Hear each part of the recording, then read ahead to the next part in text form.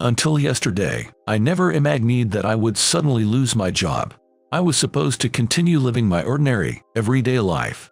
But reality is cruel. Even with job hunting, in these difficult times for employment, it's hard to find a place that would hire someone like me. So, as a last resort, I decided to take a chance and apply to a rival company in the same industry. Little did I know that this decision would change my life. I've been looking for you. My name is Alex. I've been working at a publishing house for 7 years. I'm no longer a newcomer, but I can't yet call myself a veteran. I still need to keep pushing hard. I've started to understand various things, and now I feel like it's really showtime. My days are quite busy, but I'm satisfied with the nature of my work. I work in the sales department. We come up with campaigns to promote book sales and visit bookstores directly to suggest display methods to the staff. Essentially, we're the action team for selling books. I've always enjoyed talking to people, and since I was young, I've had unusually high communication skills. Therefore, sales is a job that's perfect for me. I can tell that I have a good reputation in the company, and my relationships with colleagues are solid. Alex, I'm not really good at talking, even though I'm in sales. Really. I never felt that way about you. Well, we've known each other for a long time. I struggle when meeting people for the first time. Was it the same when you first talked to me? Not really. For some reason, you're very easy to talk to. Yeah, I hear that quite a bit. Exactly. It took me a while to get along with the other seniors. Right. I remember you mentioned that once. Yeah, I felt quite uncomfortable for a few months. But you've been doing great for 3 years now. I observed you, Alex, and found my own way. So, I'm really thankful to you. What's up? You don't usually talk like this. I just think it's important to express gratitude once in a while, so I don't forget my beginnings. Well, it's fine. You're doing well, and you'll be okay in the future. I've had conversations like this with several juniors and seniors. Of course, the details vary, but the gist is that they look up to me or use me as a role model, and their admiration or reliance on me is heartening, even though I don't recall doing anything special. However, it's gratifying to be appreciated like this. So, I'm happily and smoothly working at the company, and I truly believe this job is my calling. I was making my bookstore rounds when my cell phone rang, but at that moment, I was cutting it close to the scheduled time at the bookstore. I decided to ignore the call for now and kept driving. However, the phone just wouldn't stop ringing. Seriously, what is it? I reluctantly pulled over into a convenience store parking lot and answered the call. I'm in a hurry right now. If it's nothing important, call me later, okay? Alex, something terrible has happened. What's wrong? Why are you so frantic? The president is stepping down. Is that true? Who would call at a time like this just to lie? Sorry, I got a bit flustered and said something stupid. The president had been suffering from a chronic heart condition for quite some time. Recently, he had been taking more sick leaves due to his illness, unable to fully perform his role as the company's president. I knew this, but the news of his resignation still shocked me. He was capable, and his presence was a big part of my driving force to dedicate to my job. I owed the president a great deal, and I wasn't bothered to do anything for him. However, there are limits to what can be done. I'm not a doctor, and even if I were, did he make a full recovery from the chronic heart condition under my care? Considering his situation, I probably couldn't have been much help.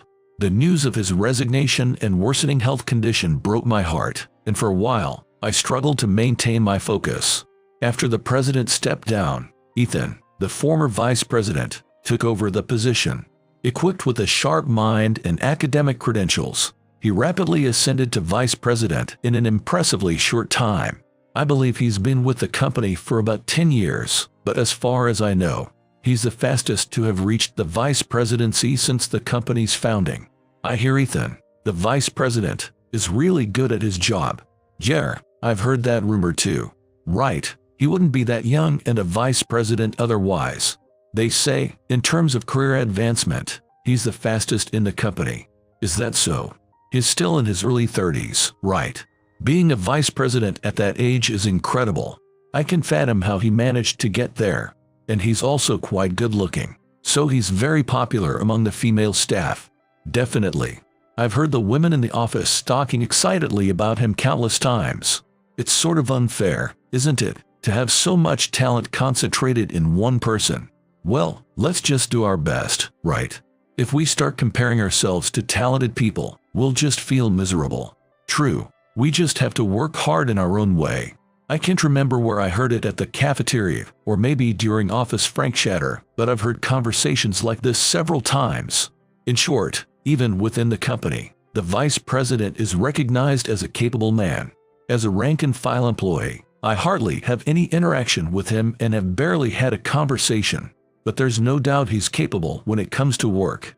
I believed that if Ethan assumed a presidency position, the company's business would thrive. That's what I thought. It's been half a year since Ethan took over the presidency. During this time, it became clear that Ethan is a person who seeks efficiency above all. Cost-cutting seemed to be his mantra, and he insisted on implementing it throughout the company. Of course, cutting costs is crucial for any company. Heavy expenses reduce company profits, so it's obviously better to minimize costs as much as possible. However, President Ethan's commitment to cost-cutting was overly rigorous, even for projects where a significant amount of budget was necessary for success. He demanded cost reductions. He even insisted on slashing the budget in cases where a small amount of additional cost would have made everything run smoothly. In such cases, we're left with no option but to spend more time, not money. The concept of time is money seems to be absent in President Ethan's mind.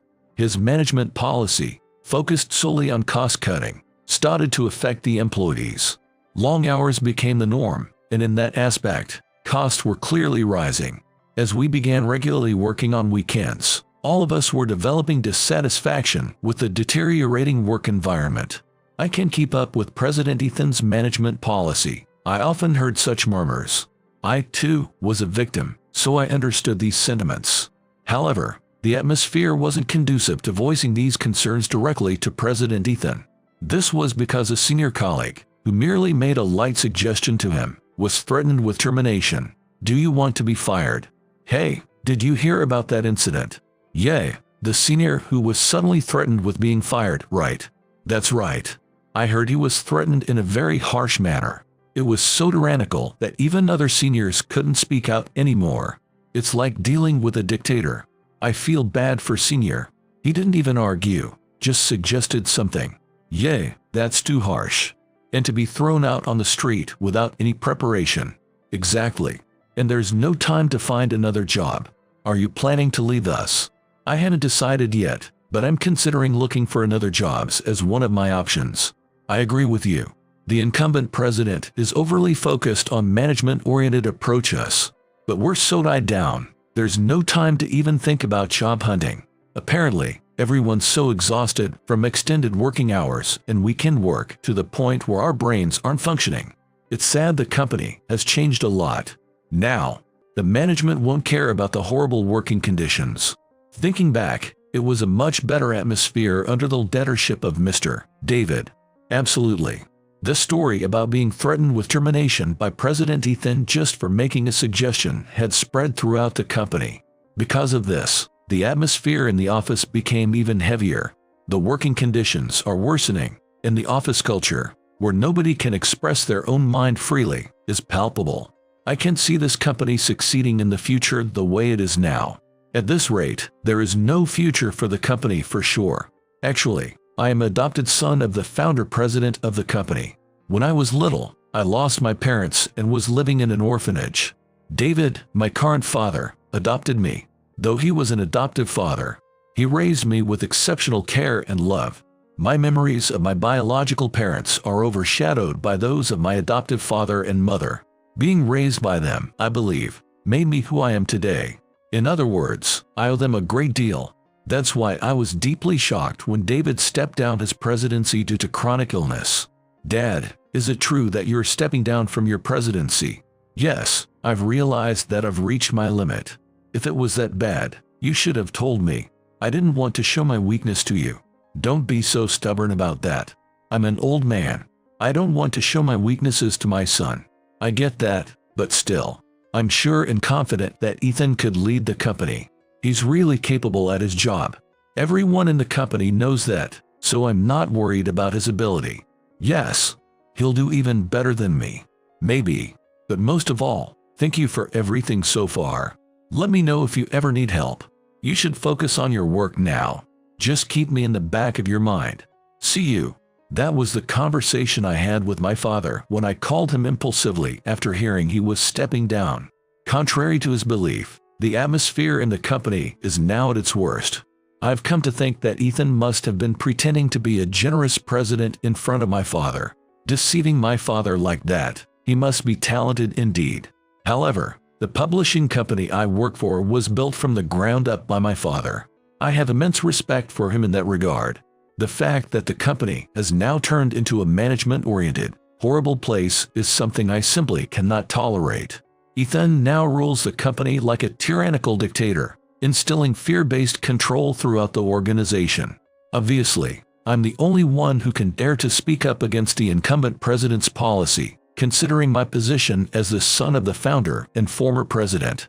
I spent several days thinking about what I should say to President Ethan. Then, I made up my mind and knocked on the door of the president's office. There was no response initially, so I knocked harder. "Come in." I heard President Ethan's lethargic voice, so I opened the door and entered. President Ethan was sitting back in his chair, feet on the desk. I was surprised but tried not to show it and started, "May I have a moment?" "What is it, Alex?"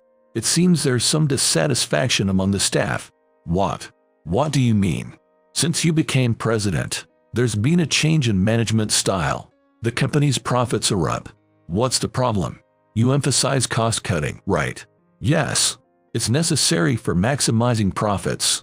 "I understand that, but the extreme cost-cutting has led to excessive burdens on the staff, such as overtime and working weekends have become the norm, leading to employee burnout." "And you're saying what exactly?" "No one's ever brought such complaints to me." "Are you sure it's not just your misunderstanding?" "No, it's not a misunderstanding. In fact, there's talk among the staff of considering the possibility of finding better jobs." "Who specifically?" "I'd rather not name names, but there's definitely a pervasive atmosphere among the staff. They can leave if they want. Our performance is good. We can just recruit more. There's a possibility of a mass exodus. It would be hard to fill those gaps with new hires. We can just hire experienced people. It's not a problem." This might be futile. President Ethan doesn't understand the ground reality. It's a typical rift between the field and the upper management, but he's not aware of the potential disaster it could cause. If things continue this way, there will undoubtedly be numerous resignations. Can't something be done? "You're saying there's a problem with my policy?" "Yes. Considering the future of the company, it can't sustain like this." "I see. I understand what you're trying to say. Thank you for understanding. I'll consider it for now." "Thank you, I appreciate it." I left the president's office without feeling any real assurance. This might be futile. Feeling like my efforts were in vain, I went home. The next day, when I came to the office, my colleagues looked at me strangely and whispered among themselves. I checked in the bathroom mirror to see if something was on my face, but there was nothing. Feeling uncomfortable with the strange atmosphere, I headed to my desk and sat down. But the odd vibe didn't subside. I started to get irritated by colleagues glancing at me. Unable to bear it any longer, I was about to confront one of them when someone spoke to me from behind. "Alex, can I talk to you for a moment?" "What is it?" "You were in charge of the book scheduled for release in 2 months, right?" "Yes, what about it?" "The book due in 2 months was by an author who had several bestsellers. I had been working on various plans for its promotion. There's a leak suggesting that you disclosed information about the book that wasn't supposed to be released yet." "What?" "There's also an email that's supposedly definitive proof of this information leak." "I don't understand what you're talking about." I was confused, struck by a mix of emotions over being accused of something I had no memory of. Me, leaking information. That couldn't be passable.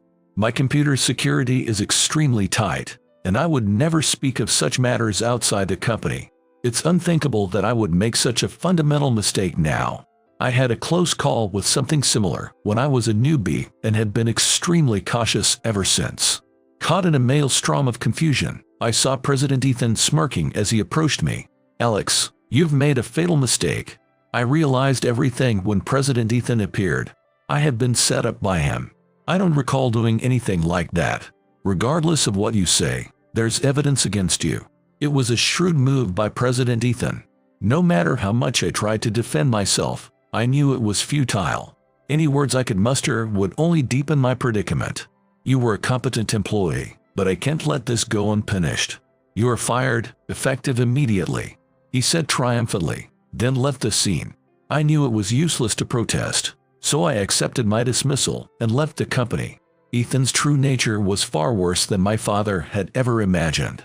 What would Dad think if he knew about this? This news might even affect his chronic heart condition, so I couldn't bring myself to tell Dad about my termination. It was as if Ethan had hijacked the company my father built. With nowhere to vent my anger, I started looking for a new job. Though I had been satisfied with my work in publishing, given the way I was kicked out, I decided to try a different industry. I wanted to find a new job as soon as possible because doing nothing brought up dark feelings, whether I liked it or not. But with the ongoing recession in Japan, finding a mid-career position wasn't easy. I was invited for 5 job interviews, but unfortunately, none of them were successful. After 5 consecutive failed job interviews, my spirits sank further, and I began drinking more. I even started smoking again after 5 years. I spent about 2 weeks aimlessly browsing the internet, watching useless videos. I couldn't stand such a lifestyle any longer because I had poured my heart and soul into my job at the publishing house. I can't end up like this. So I began to think about work again. Though I was done with publishing, I thought that, considering my career, staying in the same field might be the better option. There's no doubt that my abilities would be best utilized there. I then remembered an advertisement for a job opening at a major publishing house, a rival to the one I had left, that I had seen in a job magazine. I quickly turned to that page and saw that I still had time. I decided to send in my resume. If it didn't work out, I would just consider my options then. I awaited the reply. To my surprise, the reply came much quicker than expected, and moreover, they wanted to schedule an interview as soon as possible. Feeling hopeful, I checked the interview date, which was very soon. Perhaps they were in urgent need of staff. Lucky for me, I psyched myself up, determined to get the job. On the day of the job interview, I left home quite early to avoid being late and arrived at the publishing house 20 minutes beforehand. Since it was a rival to my former employer, I knew a lot about this company. They published unique books and had many bestsellers. I informed the receptionist of my job interview appointment, and she directed me to the waiting room. After a 10-minute wait, a competent-looking man appeared and said, "It's a bit early, but let's start your interview." He then led me to the interview room. After he said "here" at the door and left, I thanked him. After a moment, I knocked on the door. "Please come in," said a melodious female voice, and I entered the room. Inside was a woman sitting alone. She was a young woman with long hair dyed blonde, which suited her exceptionally well. As we exchanged greetings, I thought to myself, she's beautiful, but she seems familiar. And then it hit me. She was the president of this publishing house. I remembered seeing her photo somewhere before. She had black hair in that picture, which is why I didn't recognize her immediately, with a different look. Why is the president conducting the interview? I was confused. I had never heard of a company president personally conducting an interview, unless it was for some high-profile position. Her name was Emily, if I recall correctly. You worked at a publishing house before, didn't you? Yes, for about 7 years. Why did you leave? There were various reasons. Could you tell me more about it? You might not believe me, but that's when I told her about what had happened at the publishing house where I was fired. There was no point in lying. She would see right through it for sure. Looking into her eyes made me think that way. So, I told her everything honestly, without any deception. After I finished speaking, President Emily closed her eyes and seemed lost in thought for a while. Then, suddenly taking my hand, she said, "Do you remember me? I've always wanted to meet you." As I stared into her face, holding her hand, something in my mind clicked. Could it be? I gasped and stared intently into her face. "I've always wanted to meet you. When I was 7 years old, I lost my parents in a car accident. No relatives were willing to take me in, so I was sent to an orphanage. Suddenly placed in a facility with no familiar faces, I spent a while in solitude. My personality was naturally shy, and I was deeply saddened by the loss of my parents. Others were somehow hesitant to interact with me, or maybe they didn't know how to approach me. About a week after I arrived at the facility, I noticed a girl who, like me, was spending time alone. That girl was Emily. At the time, I didn't understand why she was playing by herself. But after we became friends, I learned she was shy like me and couldn't fit into groups. Knowing the painful sting of loneliness, I started playing with her. Do you like reading books? Yes, I love them. Then let's read together. Okay, let's read this picture book, taking turns to read each line out loud. That's how we ended up reading lots of picture books together. Sharing the same story together was truly wonderful. I'm sure these memories influenced my decision to work at a publishing house. They were that important to me. After reading picture books, we expressed our thoughts for drawing. My drawings were far from good, but her art had a quality that struck a chord in the heart. Emily, you're really good at drawing. Really. I'm so happy. Her smile after saying that was truly dazzling. I think I liked Emily, but I hadn't grown enough to recognize such romantic feelings. After all, I was only 7 years old. It felt like we were the only two people in the world, enjoying our time together. But those days came to an end. I was to be adopted by foster parents. While I'm grateful to my adoptive parents, at that time, I was furious about being separated from Emily. We didn't even think to exchange contact information. We were just too young. And now, here she was in front of me, beautifully transformed into President Emily. After 20 years, after the interview, I was hired on the spot and started working at her publishing company. I was assigned to the sales department, and I sincerely tacked my task. I understood the nature of the job in sales. There were some differences in approach, but I quickly learned and implemented them. Being capable and having fairly good communication skills, I soon became friendly with my colleagues. I was truly blessed to work in a good environment where I could fully engage in my tasks. While everything was going smoothly, I encountered the last person I wanted to meet. Hey, Alex, what are you doing in a place like this? President Ethan, smirking and speaking sarcastically, stirred up my anger. But I knew better than to rise to this provocation. What about you, Ethan? It's not like you to personally visit bookstores. My words weren't meant to be sarcastic, but they seemed to hit a nerve. He replied, his face showing anger. Our company's performance has been declining. So, I have to take matters into my own hands. Really, all my employees are useless. You haven't changed, Ethan. That's why your company's performance is dropping. What did you say, Alex? Don't get cheeky with me. Actually, I think that's the truth. You're not cut out to be a president. Don't get cocky. You're unemployed. I'm not unemployed. I work for a publishing house. Your rival, in fact. What? Our company is doing well. Well, good luck to you. I ended the conversation there and left the bookstore. Nothing good comes from associating with him. I was happy now. The past didn't matter anymore. Don't think you can get away with this, Alex. Ethan's angry shout echoed behind me, but I ignored it and walked away. After that encounter with President Ethan, life went on as usual, and I happily immersed myself in my work, almost forgetting about his existence. Then, one day, a colleague approached me, looking worried. Hey, have you seen this? What's wrong? Why are you so panicked? Just take a look at this.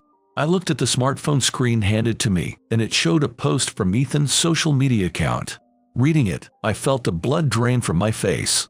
In his post, he stated that I had been fired from my previous publishing house for leaking information. Moreover, he questioned the propriety of me working so comfortably at my current publishing house. When would he stop interfering with my life? I felt a fierce anger boiling up from the depths of my heart. His post on social media was sending the wrong messages to my business associate, who had no idea of the story behind, as if I were indeed guilty of the leak, a person without any sense of lawfulness. Consequently, the clients started to cancel their contract with us. I was upset and freaked out by the situation. If such impact persists, I would have no choice but to leave this publishing house. After several contracts had canceled in just a couple of days, I was completely exhausted and requested day off. For about a week, I didn't go out and just lay on my bed, staring at the ceiling. I had no appetite to eat or drink anything. Completely worn out, both mentally and physically, I did nothing but sleep. I thought it might be the end for me, when I received a call from President Emily. "Alex, are you alive?" "Barely. You've really been through a lot. It's not over yet. It's still ongoing. I guess I should quit the company." "What are you talking about? That issue has already been resolved." "What? Don't you know?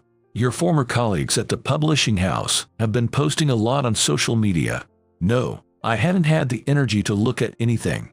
"Then check it now." To summarize the conversation, my former colleagues had been posting on social media about how Ethan had framed me and got me fired. Allegedly, they discovered Ethan had fabricated the leaking theory because they noticed that his story was just unrealistic.